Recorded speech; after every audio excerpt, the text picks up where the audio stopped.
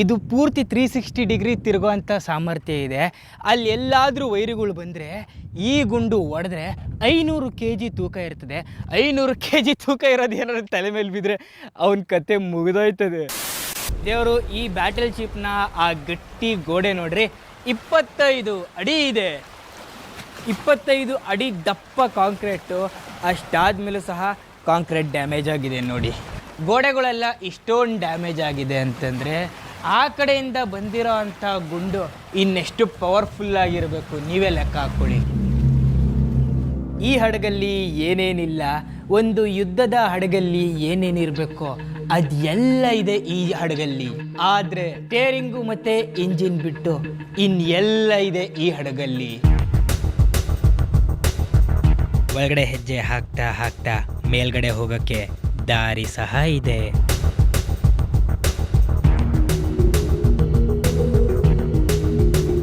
ದೇವರು, ನೀವು ನೋಡ್ತಿದ್ದೀರಾ ಈ ವಾರ್ಶಿಪ್ನ ಸೈಡಲ್ಲಿರೋ ಅಂಥ ಕೆನಾನು.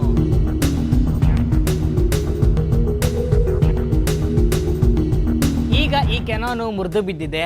ಆದರೆ World War II ಸಮಯದಲ್ಲಿ ಅಲ್ಲಿತ್ತು ಕೆನಾನು. ಅಲ್ಲಿ ದೂರದಿಂದ ಬರ್ತಾ ಇದ್ದಂಥ ಶತ್ರುಗಳನ್ನ ಗುಂಡು ಬಿಟ್ಟು ಒಂದೇ ಸಲ ಉಡೀಸ್ ಮಾಡ್ಬಿಡ್ತಾ ಇತ್ತು.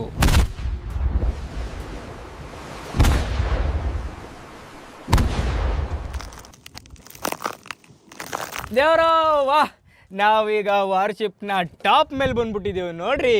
ಇಲ್ಲಿಂದ ಅಂತೂ ಇಡೀ ಸಮುದ್ರದ 360 ವ್ಯೂ ಕಾಣುತ್ತೆ.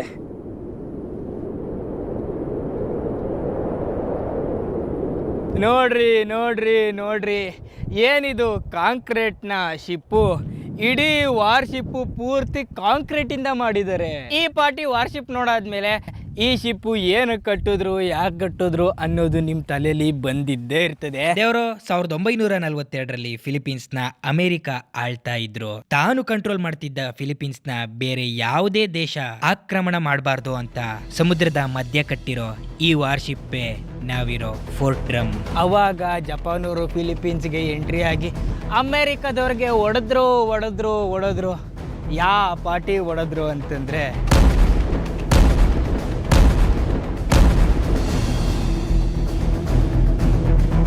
ಜಪಾನ್ ಏರ್ಕ್ರಾಫ್ಟ್ ಇಂದ ಬಿದ್ದಂತಹ ಮಿಸೈಲು.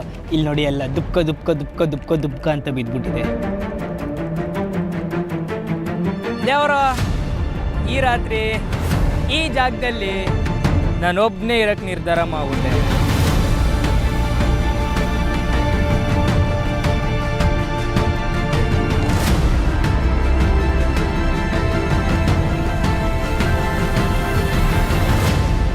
ದೇವರು, ಇಡೀ ಕಾಂಕ್ರೀಟ್ ವಾರ್ಶಿಪ್ ಸುತ್ತ 4 ತೋಪ್ಗಳಿವೆ.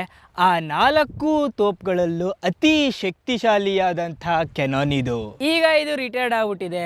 ಆದರೆ ಇದರ ಯೌವನದ ಸಂದರ್ಭದಲ್ಲಿ ಅದೆಷ್ಟು ಜನರ ಮಾರಣ ಹೋಮಕ್ಕೆ ಕಾರಣವಾಗಿತ್ತು ಇದೊಂದಕ್ಕೆ ಮಾತ್ರ ಗೊತ್ತು. ಆಪ್ರೇಟ್ರು ಅಲ್ಲಿ ಲಿವರ್ ಎಳ್ದಿದ ತಕ್ಷಣ ಇಲ್ಲಿಂದ ಬರ್ತಾ ಇದ್ದಂಥ ಗುಂಡು ಹೋಗ್ತಾ ಇತ್ತು.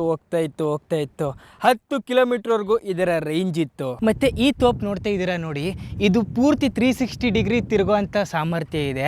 ಅಲ್ಲಿ ಎಲ್ಲಾದರೂ ವೈರುಗಳು ಬಂದರೆ ಈ ಗುಂಡು ಹೊಡೆದ್ರೆ 500 kg ತೂಕ ಇರ್ತದೆ.